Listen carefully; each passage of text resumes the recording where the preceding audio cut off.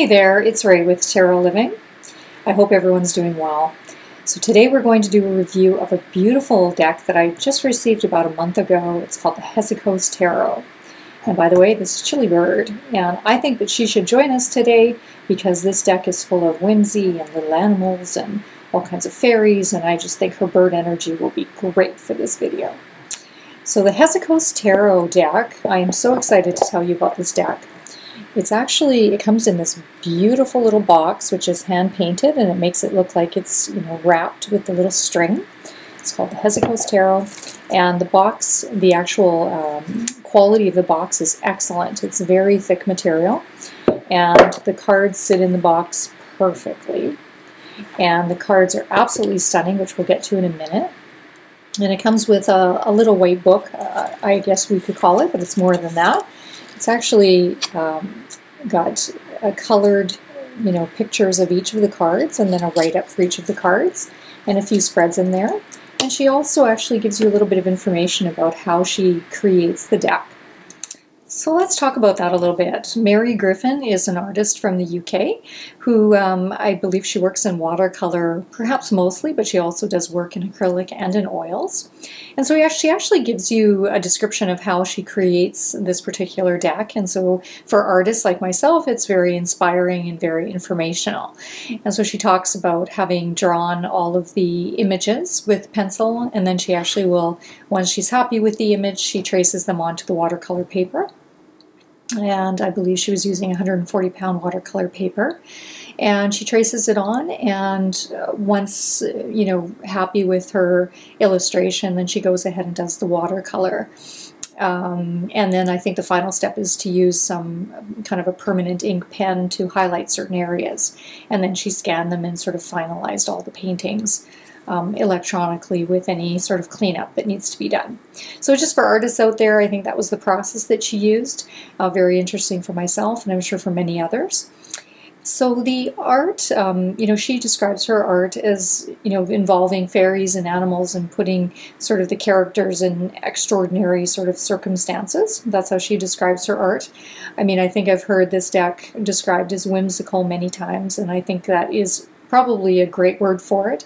It is full of whimsy, and it's full of unexpected little characters and faces and little arms on the rods, that she uses rods instead of wands in this deck. And, it is full of surprises. And it's a deck that, for me personally, it has been kind of a go-to deck for a daily draw lately since I did receive it. And it is a deck I would actually read with. I do a lot of collecting of tarot decks, and sometimes I'm never quite sure if I have a deck that arrives, if it's going to be a deck that I'm going to use on a regular basis, or if it would be a deck that is just in my collection, or if it's a deck that I use just artistically for inspiration to know that there's other artists out there who have, created a deck through their art and got through all 78 of those cards artistically, which is quite a feat. So, but this deck, I have to say, I've been using it for daily draws, and it has beautiful energy to it. I think for me it has kind of a clarity to it and a cleanness of energy, and I really appreciate that. So let's talk about a few of the characteristics, and then at the end of the video I'm actually going to show you scanned images of all of the cards, so you can certainly take a look at them that way as well, and it'll be better images than I'm going to be able to show you here. But this is the 8 of rods, and here's an example. I don't know if you can see that. There's an example of all of the rods.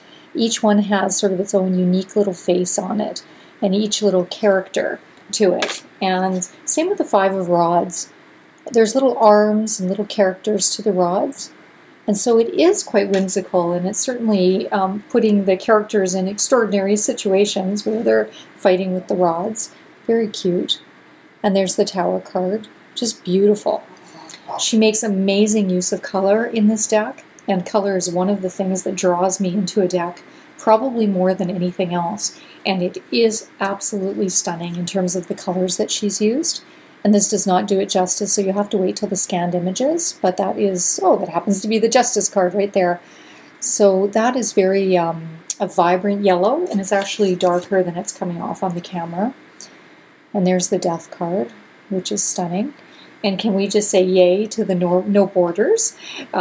Beautifully done in terms of the actual quality of the deck, the card stock, etc. There's the Magician. So the card stock is a really nice, nice sort of weight to it. It's not too thin, it's not too thick, it's not too thick to kind of use, and it's excellent in terms of the actual cardstock. I am very, very pleased with it. Very similar kind of to Anna Kay cardstock, I would say. And that's the back of the card. So you can see that. That's also her artwork. Sort of has characters with little arms again. And then the other thing I wanted to mention is just the quality in general. The quality of the box is excellent. It is so solid.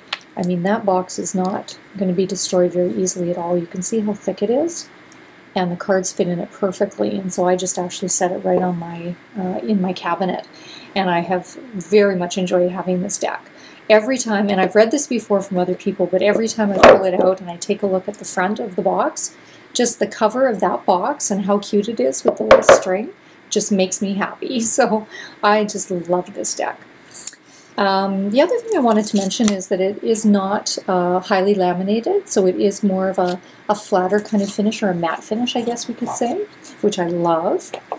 And as I said, the use of color, she uses color extensively in terms of the broadness of her, her palette, and uses bright red, kind of sparingly, I guess, but in an excellent way. So that's the Devil card. She said she's had quite a few,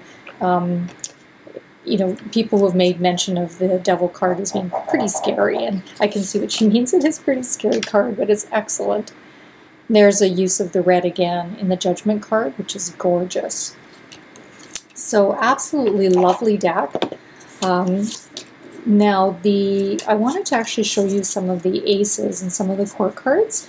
So they are a little bit different and sort of stray from typical. So the aces are very, quite plain actually in the way that they come off when you're just looking at them artistically. But when I pull the aces, I have to say that I love the clarity that comes with not having a lot around the ace and just the energy of the ace itself. And so I actually don't find that an issue whatsoever. The court cards you have to actually take a little bit of time to get used to. So the page, they're all actually just heads of people. And so the pages, I believe, are looking to the left, and the knights are looking to the right. And they all have the same color background for each suit. So the rods have kind of a yellowy green color. And then the queen and the king are facing forward. So I've sort of read and seen that a lot of people are really picking up on some of the characteristics that are given for each particular court card to really kind of recognize the character of the person. And it is helpful to sort of look at them as a character. More so than in other decks. But if you were a person who really likes a lot of the extra adornment around your court cards, then you may miss that. But overall, though, I mean, it's just been a great deck to work with. I have found it wonderful, and I have to say that it is very, it follows the Rider-Waite tradition, so it's very easy to pick up and understand easily, which I love. And can I just say how cute this 8 of coins is? Because he's actually up on top of that, whatever it is that he's climbed on top of, and he's actually doing some work on that sort of sculpture. And there's a lot of kind of sculptured pieces or crystals that you'll see in this deck. Looks like some coins that I've heard them, said that they're kind of Hezicos coins in sort of this fantasy world of Hezicos. I don't know a lot about those details, but I can say that they are incredibly cute on the cards and work really well. So here's another one, the 9 of coins. Look at the color in that card. I mean, just absolutely stunning. Here's the 10 of coins. Isn't that adorable? It's like a little mushroom house, and the family is underneath the mushroom house. Just absolutely creative and inspiring and beautiful. And so I just can't stop now. You see, when I get going, I can't stop. There's the 4 of swords. Love it. This is a beautiful deck. I would highly recommend this deck.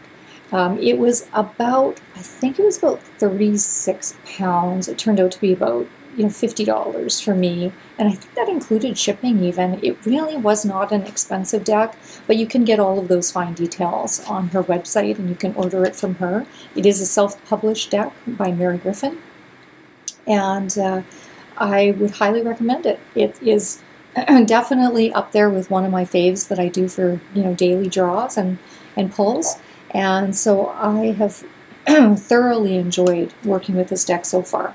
I've had it about maybe 4 or 5 weeks now, and most definitely love it. So I just wanted to do a review on this particular deck because I certainly think it is worth ordering. So check out the website information below and take a look and see if it might be a deck that's right for you.